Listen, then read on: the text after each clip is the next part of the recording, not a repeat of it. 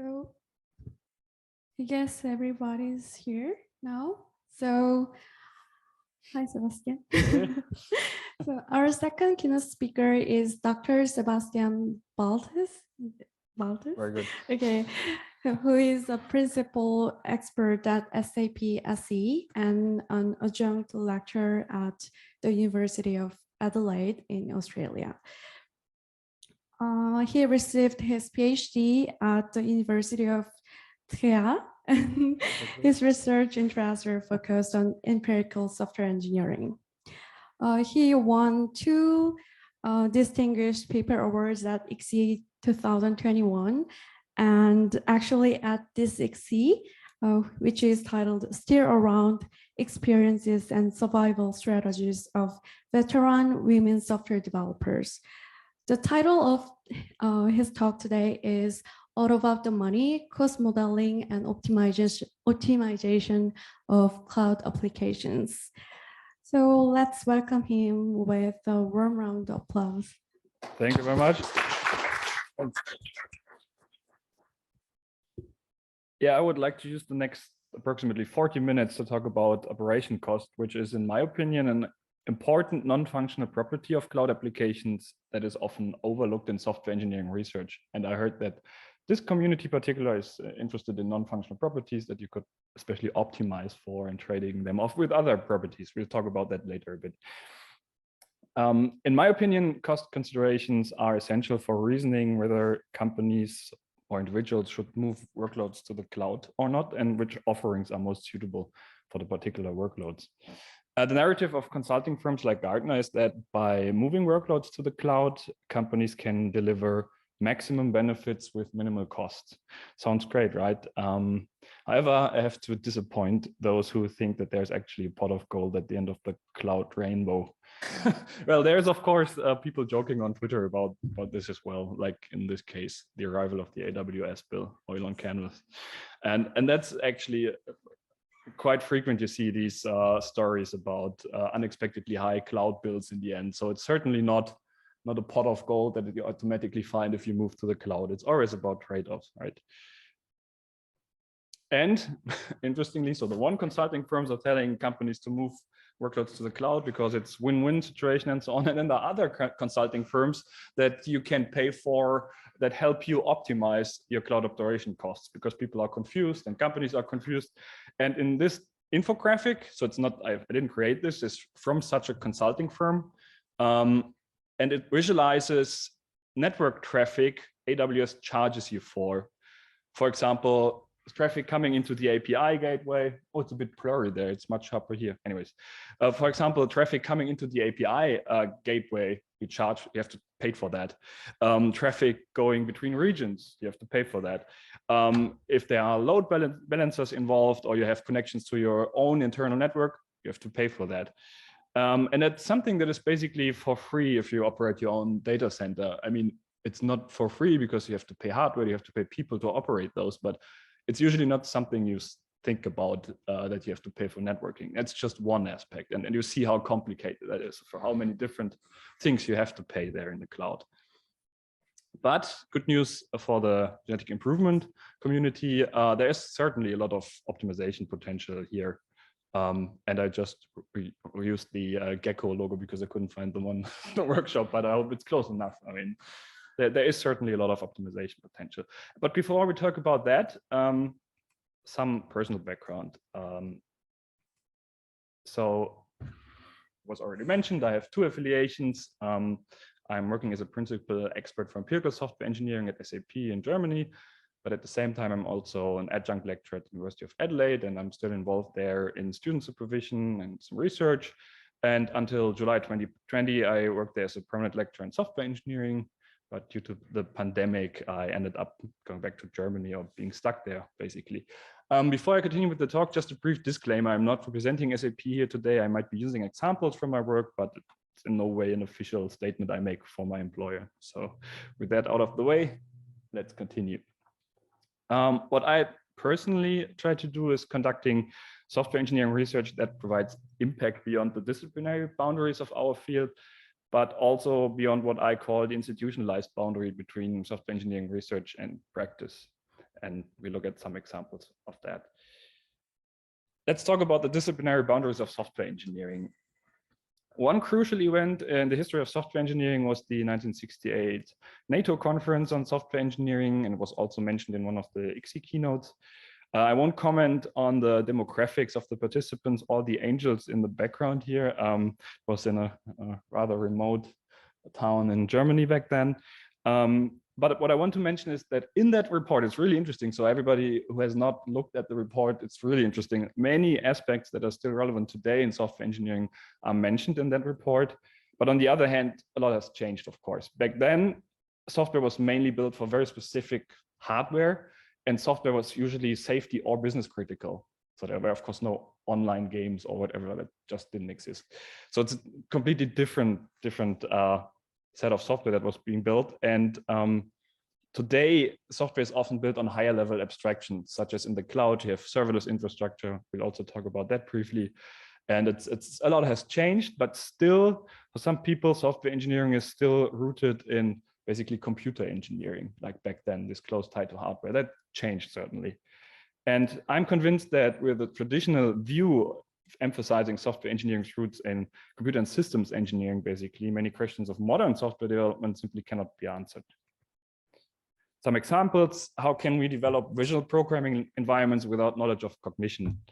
How can we fully grasp the implications of online code reuse without understanding copyright legislation and software licenses and so on? And finally, more towards this talk, how can we systematically compare and optimize cloud application costs across vendors and across abstraction layers without knowledge about workload and cost modeling in particular? And the personal observation, many problems I see in the software industry that are relevant for the software industry are, of course, rooted in software engineering, but they often have some kind of an interdisciplinary angle as well. And to be able to impact industry, academia needs to provide actionable recommendations addressing problems rooted in practitioners' actual needs. Of course, not all research has to be like that, but there's certainly not enough. And in my opinion, empirical research methods are essential for identifying the above mentioned problems. So basically exploring the problem space and corroborating recommendations or proposed solutions, algorithms, tools with empirical evidence. So basically supporting the solution space.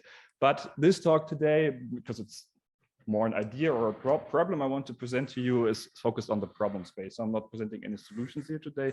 I'm just trying to motivate a problem. And to visualize what I mean when I say institutionalized boundary, let's take a hypothetical example. I mean, in software engineering, there's a lot of research on model-driven engineering and the benefits of that. And from a research standpoint, you could say, well, also for your mobile application, why don't you do model-driven engineering? You see huge quality improvements. Here are some papers showing that. And then a practitioner would say, yeah, well, have you heard about things like time to market, have to be fast, have to respond to customer feedback. I'm not building safety critical software here. And in the end, both are right. I mean, often in practice, decisions, which tools to use, which processes to follow, are often rather based on personal opinion, experience, preferences than on empirical evidence or on anything else. But at the same time, in research, often there's a lack of contextualization. I mean, model-driven engineering has its benefits, but mainly in aviation industry, automotive industry, in very particular domains. And that contextualization is often missing in the papers, but also in how the results are presented in general. So it's presented as an absolute truth, but it's always in context of some domain and in context of some problem. And that was actually also covered in one of the ICSE keynotes, that issue. And in an ideal world, software engineering research informs software engineering practice, but it's also just not a one-way street. So of course, we as researchers should utilize appropriate channels so that the problems faced in industry, open source projects can inform research projects, and the results of which then advance evidence-based practice, hopefully. We need first of all, a strong understanding of the problem space of the state of practice, and to reach that, we need to utilize empirical research methods, in my opinion, and also diverse methods. There's not one method that suits everything. There are interview surveys, you can do data mining, many different things, and we have to also learn from other disciplines and sometimes not reinvent the wheel. And then in the end, there's the communication part. So we also have to make sure that results are presented in a form that is digestible for practitioners, and we need to invest effort into communicating findings back to practitioners. I hope I made clear that I consider it important that the problems we study as researchers, or we attack as researchers, are rooted in practitioners' needs. This also affects my personal notion of empirical software engineering research. Basically here in the center, not sure whether the presenter works, no. In the center, that is what I was just talking about, understanding a problem space, proposing a solution, validating the solution. But also in general, there are usually certain dimensions of the projects I work on. There's always some empirical research involved. The problems are always rooted in software engineering, either problems stakeholders face about software processes or tools that developers use. And usually there's also an interdisciplinary angle. And the cloud cost topic is a great example for that because it's very relevant in practice. It can benefit from empirical research to understand the issues and also later to validate solutions. And there's certainly also an interdisciplinary angle because cost modeling is not something that we would do as the first discipline. There's work from other disciplines we can reuse. So then let's come back to the topic of cloud applications and cloud workloads. Why do companies move workloads to the cloud? Well, when I say cloud here, I usually mean public cloud, so not private cloud setups, hybrid cloud setups. I mean public cloud offerings. It's quite interesting that actually cost transparency is one reason. So beyond just cost reduction, cost transparency is one reason of moving workloads to the cloud. Sometimes for a company, even if it's more expensive in the public cloud, it's beneficial because you can put a number on things like how much does a service cost per month. If you use a public cloud offering, you usually get quite detailed billing information at the end of the month, and then you know how expensive a service was. Even if it's more expensive than running it on your own in your private data center, that's something that's a benefit in that. But also usually cost reductions are part of the discussion as well. Some definitions for other non-functional properties that are usually being used to motivate moving to the cloud.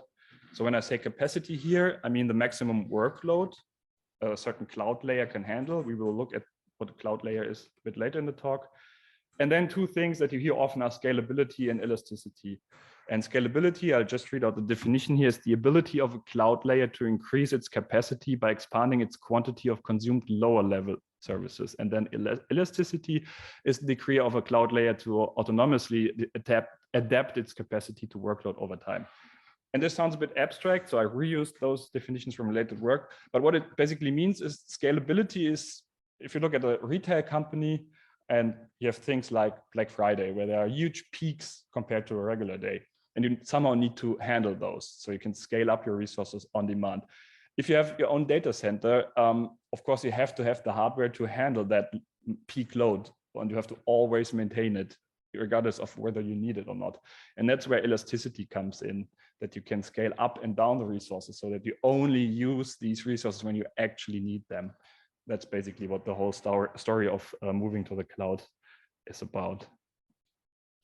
And then there's a survey by a cloud management company, Flexera, and they asked companies about what cloud initiatives they are currently driving, and they grouped it by how much invested the companies or the organizations are already in the cloud. So light would mean not so much, and the heavy would mean the company that's already having a lot of workloads in the cloud. And what is quite interesting is that if you look at that one of the top initiatives they are pushing for is optimizing the current use of cloud for cost savings, but also then better financial reporting on cloud costs to have that. So that's what companies are working on if they are already in the cloud to some degree. And that's interestingly, again, about the transparency topic. So transparency is somehow a reason to go to the cloud, but then again, it doesn't seem to be perfect because there are a lot of initiatives going on in that direction. And like the example before, you also see a lot of stories about in online forums, Twitter and so on, about things that can go wrong with cloud cost, like developers getting huge AWS bills that they didn't expect, like talking about a couple of $1,000s here, because of one example that's being mentioned is was a one-line bug basically, and that cost a couple of $1,000s at the end of the month. And the issue is just there's a delay in the cost reporting basically. usually you see it in some web tool that there's some huge spikes in your cost, but usually it's a couple of hours, days later you see that, and it might be too late depending on the bug you had. And the cloud providers are responding. For example, AWS has this cost anomaly detection tool, which is interestingly still in preview after like 2.5 years, because they don't really have an incentive, right, to fix that. And it's also more band-aid than an actual solution, because if you detect the anomaly in your billing, it's too late. You have to pay for it anyways. Of course, it's good that you don't have to pay for it for a longer time, but it's basically too late. And therefore, the project I'm talking about cost transparency, is about shifting the cost transparency basically left to the people making the changes that cause this issue. There are also stories of companies realizing that after extensive cost optimizations, even, they are better off with private cloud offerings. And one very recent example is 37 Signals. It's a company behind Hey and Basecamp. You might have heard about those platforms. And they have a very nice blog post outlining in detail what they did and why they then left the public cloud and went back to their own data centers. And also very recent and very interesting is that Amazon Prime Video, they also had a blog post about issues with cloud costs. So they were using their own, so AWS serverless offerings in like a distributed system, basically. And they reduced cost by moving back to a very traditional monolithic application in the end. And I think this is less about the technical discussion of microservices versus monolith or whatever. It's more about the cost structure behind those, in my opinion. And that's the main reason for the cost reduction. And that's quite interesting because it's, I mean, the same company operating those public cloud offerings. And yeah, if you're interested, the blog post is linked. It's very interesting. And there are so many discussions like those, like about cost and monolith distributed systems and what to use. And it's all quite hype driven. I mean, what the right way of moving to the cloud is, of implementing your cloud applications is. And like often the answer is, it depends, of course. And it depends on context again. So some preliminary observations: there's a lot of confusion and hype-driven discussions and also decisions in context of moving workloads to the cloud. At the same time, it's, in my opinion, a great opportunity for research to step in and objectify the whole discussion, because we can take a step back and look at the problems at hand and maybe not jump down the cliff there. But a spoiler, while operation costs is considered in related disciplines, I show some example, it's essentially overlooked as a non-functional property in software engineering research. There's not nothing, but considering the importance of the issue, you don't see much research in that regard. So but besides highlighting some interesting resources and issues and discussions, I wanted to introduce the before mentioned cloud layers to you and common billing approaches in the cloud, because not everybody might be familiar with them. You might have seen a variant of this diagram, basically, which tries to explain what the difference between traditional IT, so having your own data center, and the cloud is. And what it says is basically, if you have traditional IT, you operate everything: network, storage, servers, operating systems, up to the applications. And if you have so-called infrastructure as a service offerings, you basically, what your responsibility as a company or as an individual is just operating everything on top of the operating system. So it's basically a virtual machine that you get in the cloud, and everything on top you will still operate.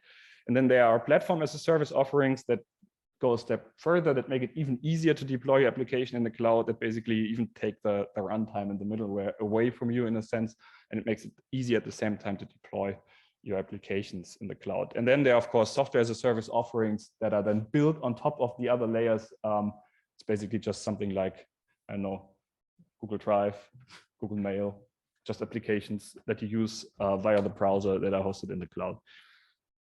But I also want to provide a bit of a different perspective on this, a few more details. Of course, somewhere there has to be hardware and data centers, physical infrastructure, servers, network interfaces, and so on. And then on top of that, you have these infrastructure as a service offerings. And what they do is they basically provide you virtualized access to compute, storage, networking resources. Of course, there's a bit more than that. There are also other services, but that's essentially what the billing is usually about. You pay for compute, storage, or networking. And on top of that, there are these platform as a service offerings. There's also container as a service, where you just take a Docker container and you can very easily deploy that to the cloud and make it available, the application running in the container. And there are these serverless offerings. We look at an example a bit later. AWS Lambda is one example of that. And that would be compute function as a service is another term for that.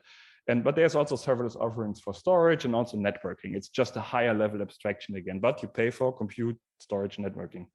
And on top of that, you as a company can then build your software as a service, either using a platform as a service offering below or infrastructure as a service. Or you can still, of course, run your own data center if you like.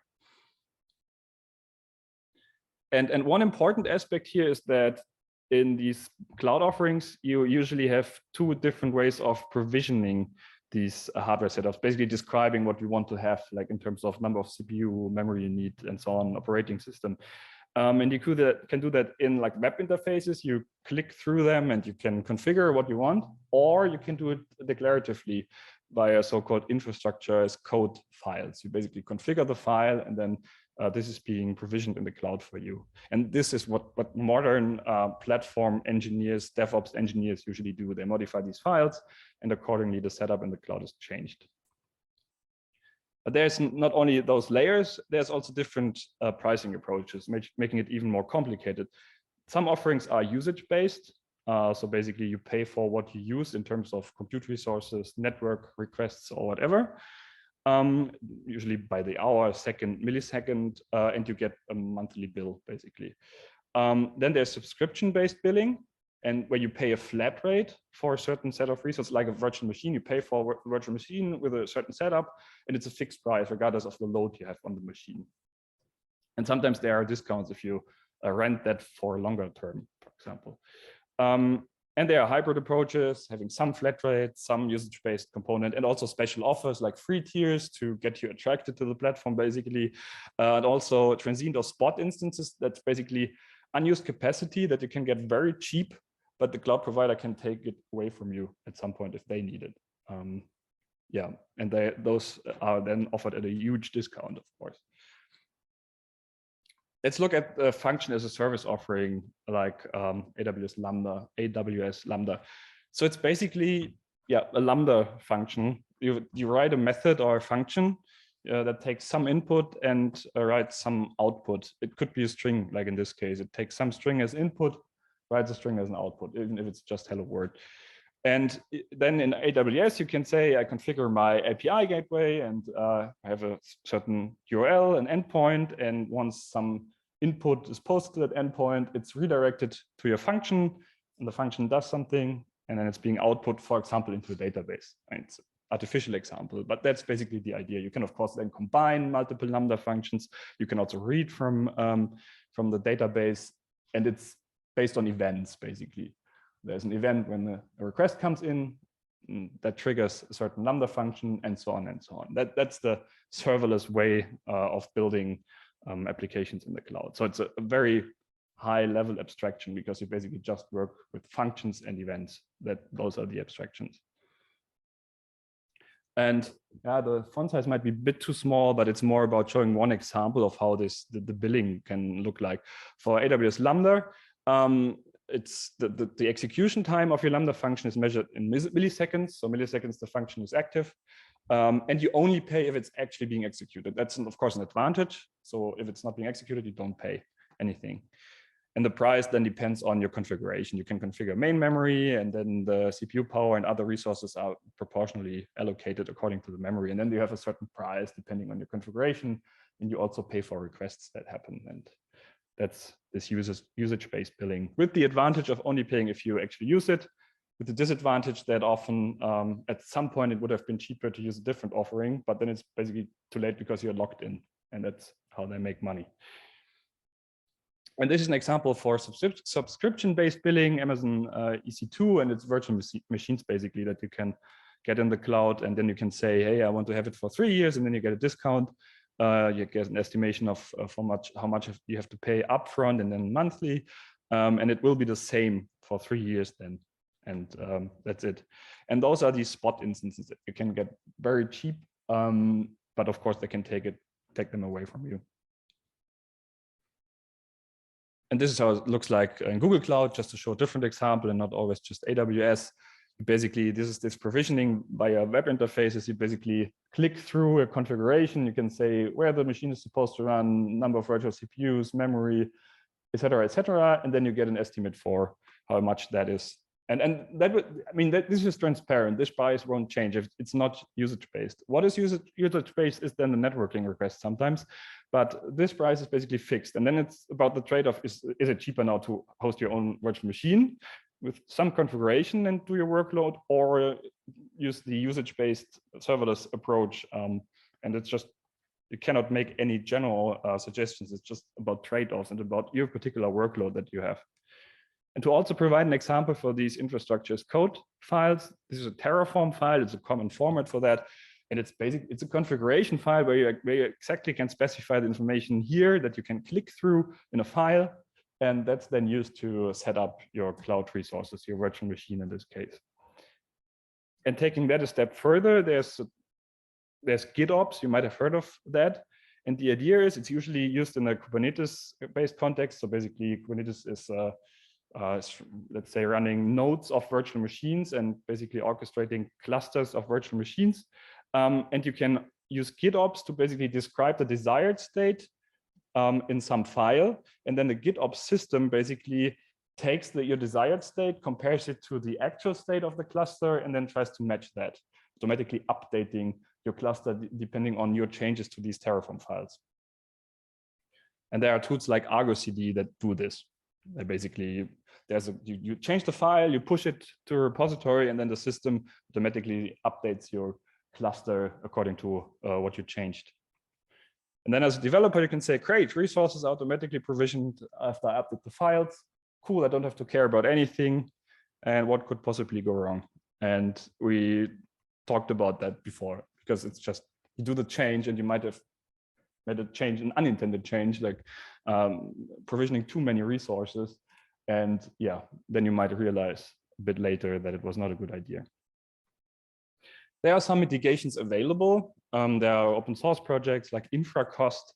That's pretty nice. They support Terraform, and it's about, so what you can do there is you make a change in your Terraform file, and then in the corresponding pull request, they would show you what the cost implications are, the approximate cost implications of this change. It's mainly about providing guardrails and policies around not doing anything really stupid. And it's still detached from the actual architecture decision making. So once you do this, you have some setup. You decided to use, for example, infrastructure as a service instead of some serverless offerings. So this is more about keeping guardrails when you have made the decision.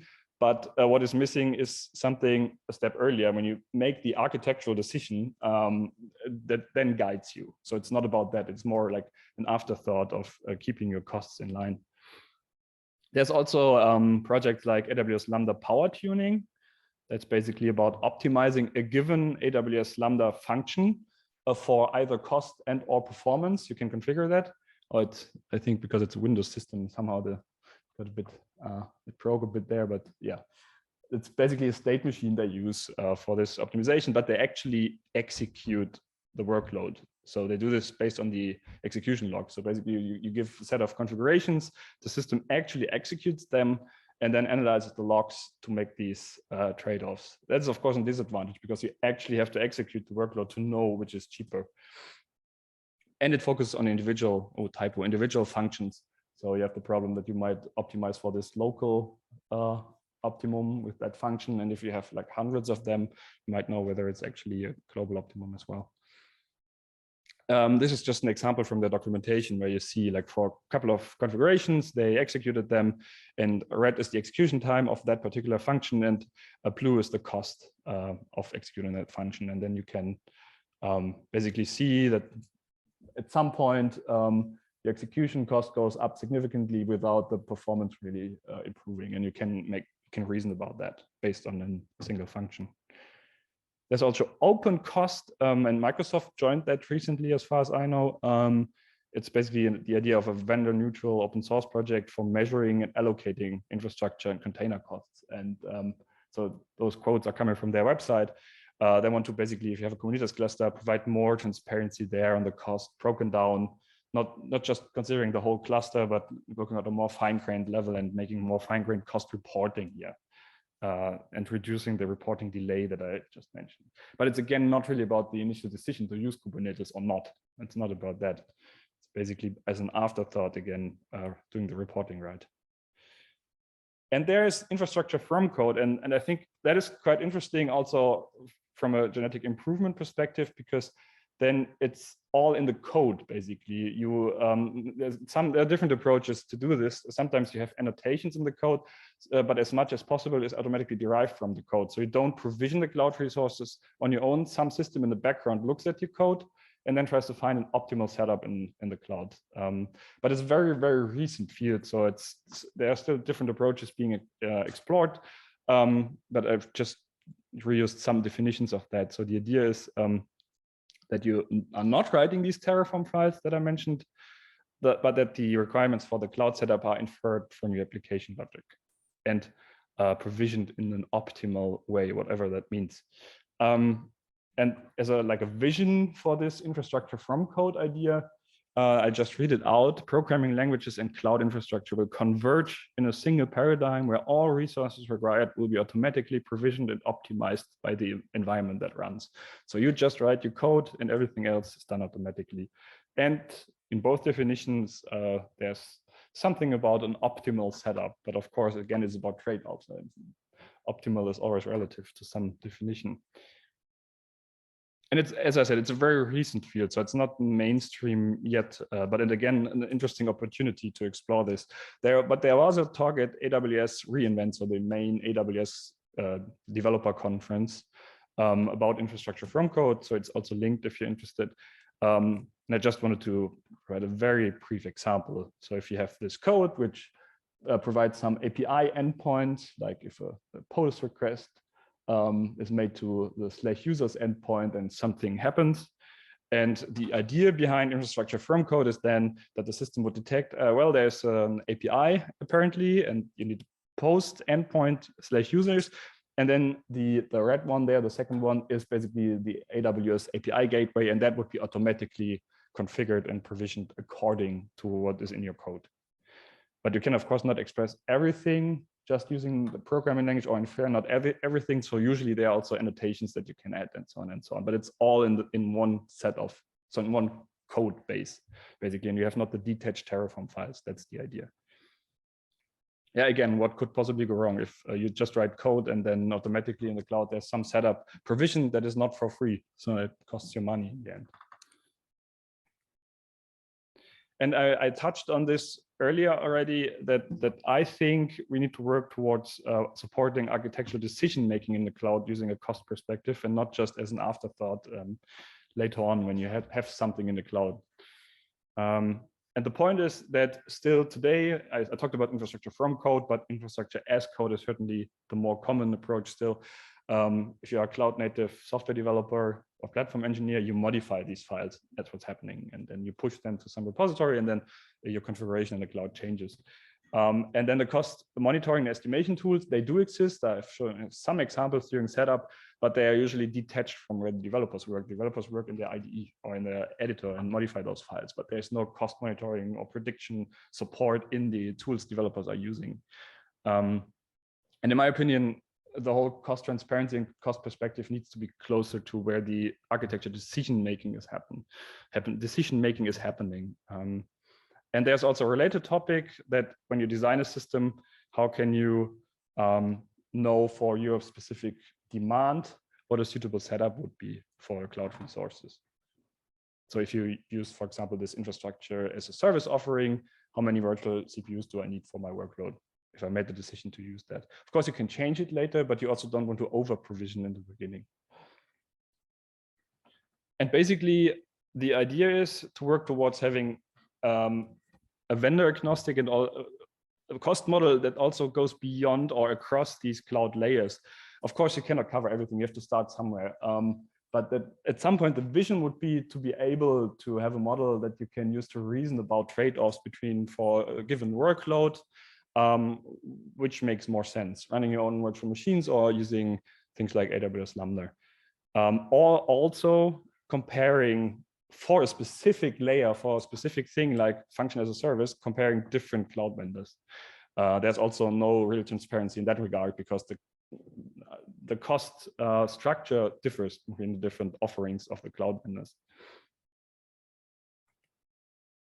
And you, of course, need some minimum information, and it's a complex thing, so it's not something easy that you just do. Yeah, let's do cost modeling. I mean, you need to describe the resources, you need to have an operationalization of your compute, storage, networking resources.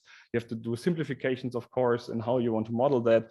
You have to somehow describe the workload. In the database community, there's work on cost optimization, but there's a bit easier because you have basically a database, you have a query, and you have some properties of a data set or an actual benchmark data set that you can use to do these optimizations. In serverless functions, it's also a bit easier because you can just say, well, in our model, we assume that input and output is always JSON, and then you can basically represent almost everything. And you need some abstract description of properties of these functions, basically, that you can then use to reason about. And there is work on serverless functions or serverless infrastructure in general, because it's easier to do than on other layers. It's the highest level abstraction, and so it's easier to reason about that than about offerings further down the stack, which is much more complicated, of course. And you need to consider you need to make assumptions about the evolution of your workload. So will you have short-term peaks? How do you expect, as of now, your long-term workload to be? Like, will it grow linearly according to what you believe currently, or whatever? You need to model this as well to make suggestions about what could be a suitable setup. And it's also, like from a company perspective, quite interesting. SAP has its own database system, SAP HANA, and let's just use this hypothetical example that SAP decides to build some novel database as a service.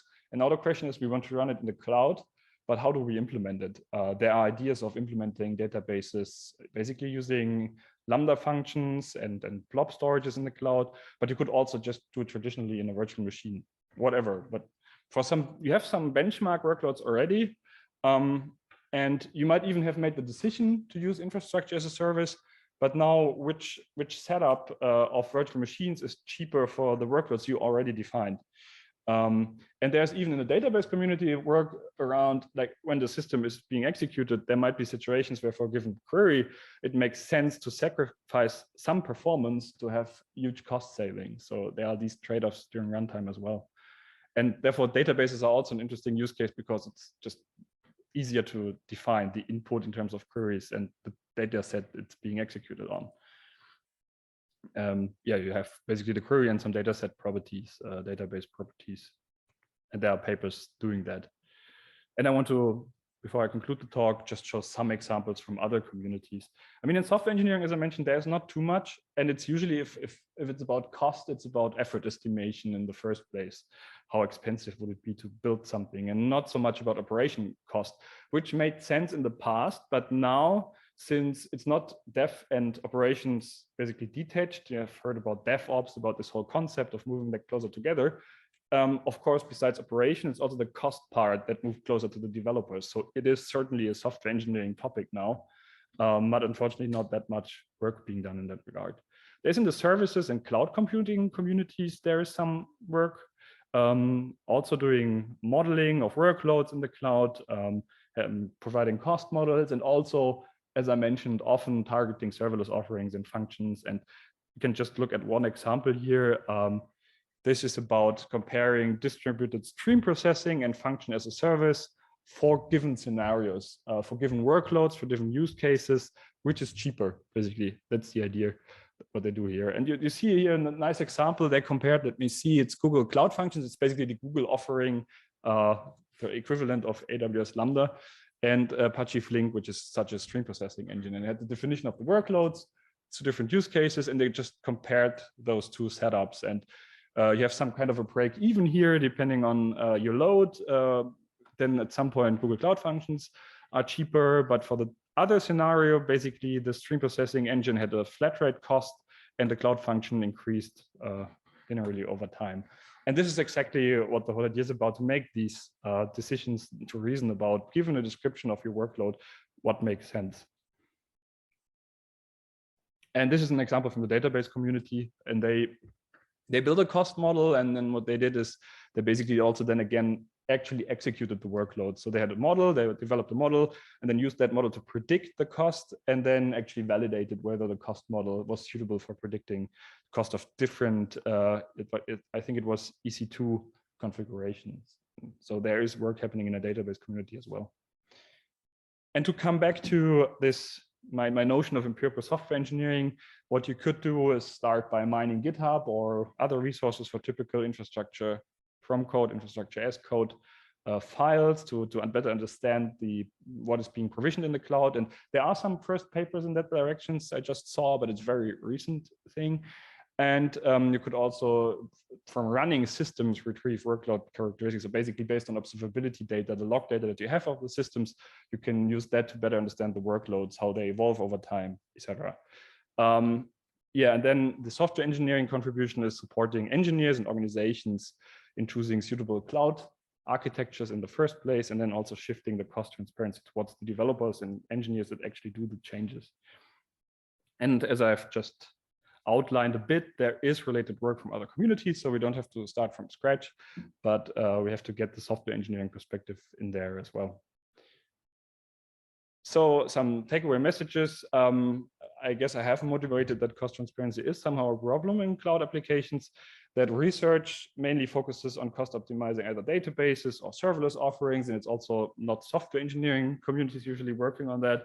And in my opinion, there's more research needed in terms of cost modeling and allowing to reason whether it makes sense to go with a certain cloud layer or vendor for that matter, and also to prevent this lock-in effect that like you have seen in the example where you had linear growth for one setup and flat rate cost for the other, and then you at some point reach the point where it would have been cheaper to do something else, but you are locked in and you cannot switch anymore. And I'm convinced that this tooling needs to be close to where the developers work. So this shifted left towards the actual people making the changes. And of course, to come back to optimization and non-functional properties, it's always about trade-offs. And cost is just one of them. It's an important one, but just one of them. You have also performance, scalability, elasticity, like the reasons to move to the cloud, and you have to find a good way to trade those aspects off. And if you're interested in the topic in general, as I said, it was a talk about problem space. So it's not that I have the solution for all that and everything. If you want to discuss that or work on that, just reach out to me and we can discuss it further. And of course, also now I can take questions and we can talk about that.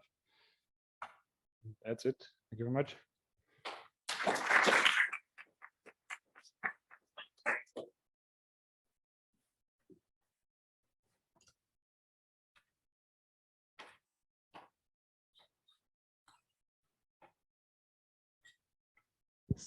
Oh, there's a question. Very, very nice talk. So I have a question. If I wanted to study this, in order for me to do optimization, I know you said I could go to GitHub and get some of these models, but I need to somehow get the cost models. And one thing that I understand, so I've talked to some engineers recently about this, and many of them are using static or formal methods when they're reasoning about cloud explicitly for this problem.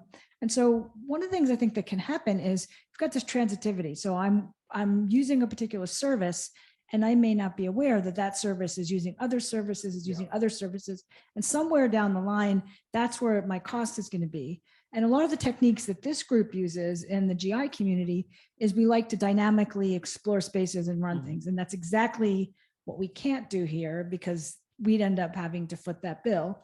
So do you have any suggestions about, if we wanted to research this, how we could get realistic data sets or somehow model that cost so that we could then do optimization, right? And that's just, yeah. Oh, I'm going, let's go here that the others, virtual participants also hear me.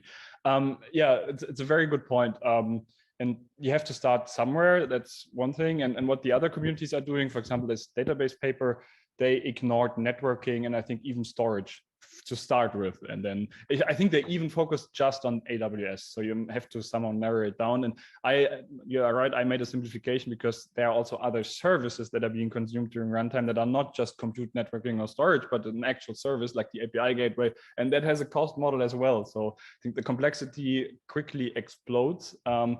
But I would say we just have to start somewhere, and maybe just also start with serverless offerings because they are rather easy to model, because then you usually just have the API gateway, you have the events, you have the functions, you have some storage, and that's it. It's often rather simple applications being built with that, but it's a starting point. And then maybe focus on that and then start expanding like towards the vendor comparison aspect, because that's also quite complicated. They all have a bit of a different cost structure.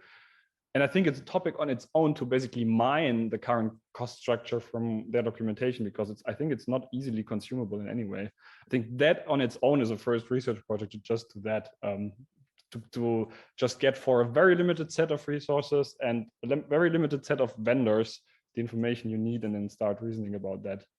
But unfortunately, I don't have an easy solution to deal with that. But you have to make simplifications and trade-offs and abstractions, of course. But you have to do basically the right ones. Basically, that I also don't have enough knowledge about what like the worst part in terms of cost is. I mean, you have all these cases in this Hacker News Twitter stuff. It was usually AWS Lambda. It was usually in the serverless world, these issues. But I'm not sure whether globally this is the thing we should tackle first, or whether API gateways are an issue, or the networking part I was showing earlier. Maybe it's just about networking, starting with a cost model, just about this very complex networking aspect, and just reason about that from the beginning. Yeah, sorry that I don't have a better answer.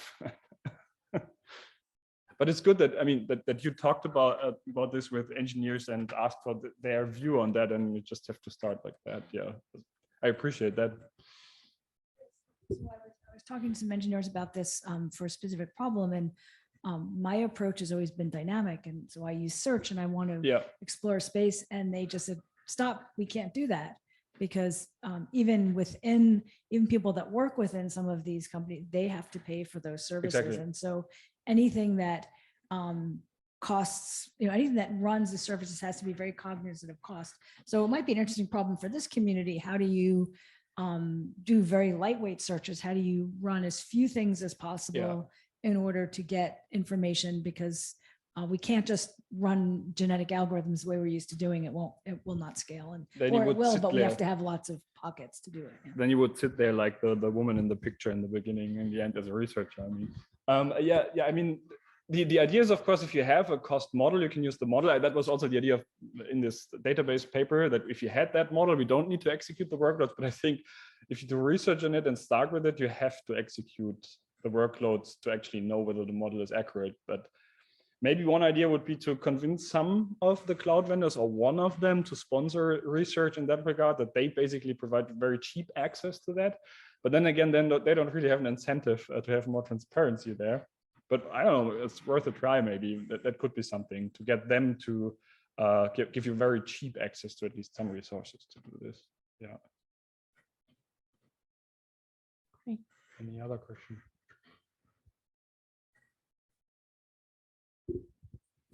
Okay, thanks for that. Thanks for that, Sebastian.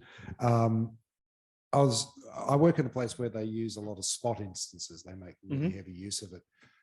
Has it sort of been observed? And I have to say that I'm only sort of one step away from that, so I don't actually think about it every day.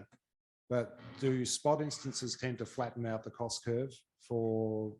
Yeah, so they are, if you look at the prices of the spot instances, they are way cheaper than the others. But I think there was even, let's go back to that slide. I think there was even a warning in that, go to that slide.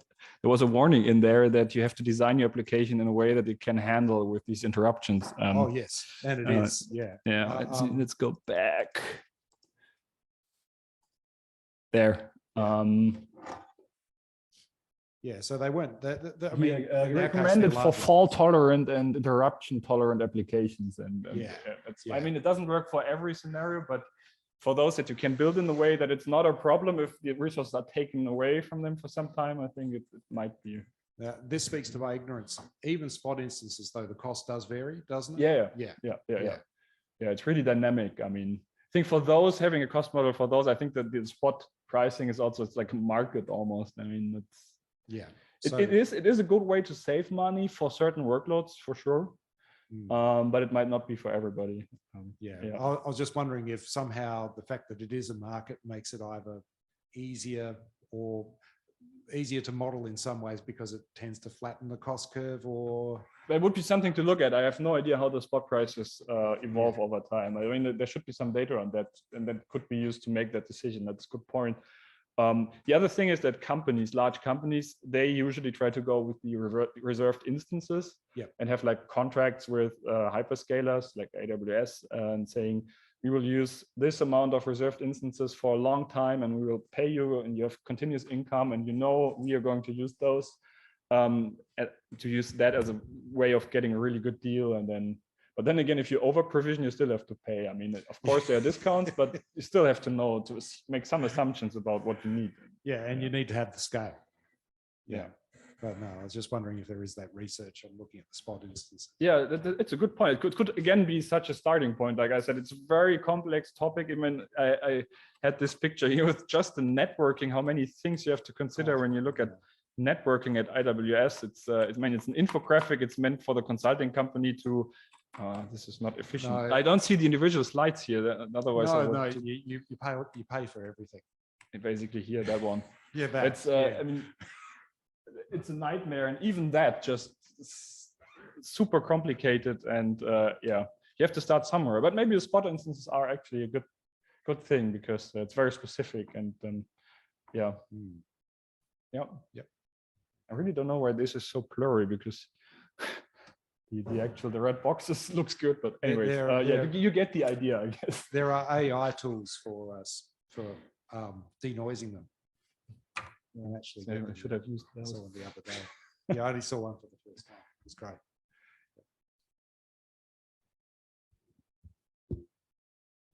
So it seems like we have a question from our chat online audience, Eric. Eric. Yeah, hi. Hi. Hey, thank you for your talk. I initially wanted to dig into that move to monolithic from microservices, but I think I've got a different question for you.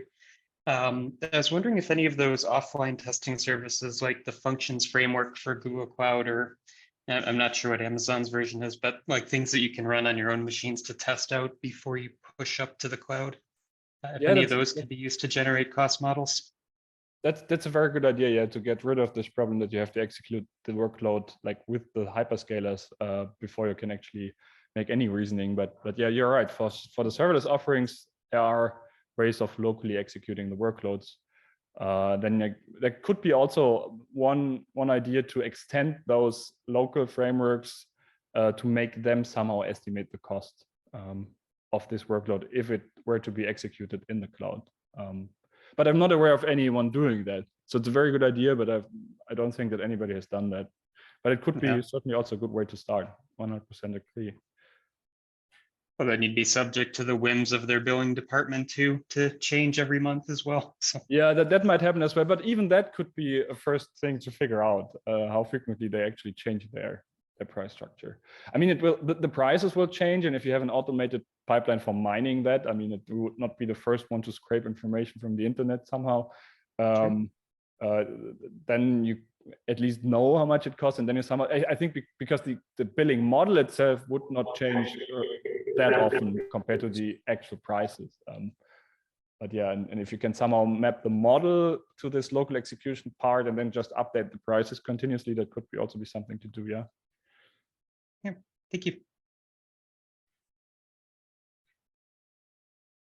Is there another question in the chat that I can answer? About the monolithic thing. Yeah. Certainly. I think that's about the hype part. I mean, it always depends. I mean, I'm coming from a company that is over 50 years old. We have old code bases. We have monolithic applications. But then again, it's also not that much of a problem, depending on what you want to do with it. Like if you do finance and accounting, You don't need fancy microservices. What is much more important there is that it's stable, that it works, that it doesn't screw up anything, that it is compliant. And it's again about trade-offs, and there are no easy solutions. And I think there was some kind of a hype towards microservices, but microservices are not a solution on their own. And basically they also shift, coming back to the networking part, microservices shift complexity towards the network. And that's not always a good idea, maybe, because in a monolith, at least if you can, I mean, within a monolithic application, you still can have modules, but they don't communicate via network with each other. And it's also not always a good idea to have that. I mean, latency and so on are trade-offs to be considered. So no easy solutions. And I think people like in consultancy firms maybe, and on the internet, were somehow pretending that microservices are just a solution, but you now see papers about macroservices or back to monolith, and actually Stack Overflow, for example, is a monolithic application. There's also a nice blog post and also I think a podcast about that, and they handle the scale easily with that system. So yeah. Yeah, thank you again. Thanks. Okay, I close the presentation. So any other question from audience? But of course, you can also, I'm here until the afternoon, so you can also talk in a coffee break. Great. So Okay. let's give Sebastian a big hand for his great talk today. Thank you, Sebastian.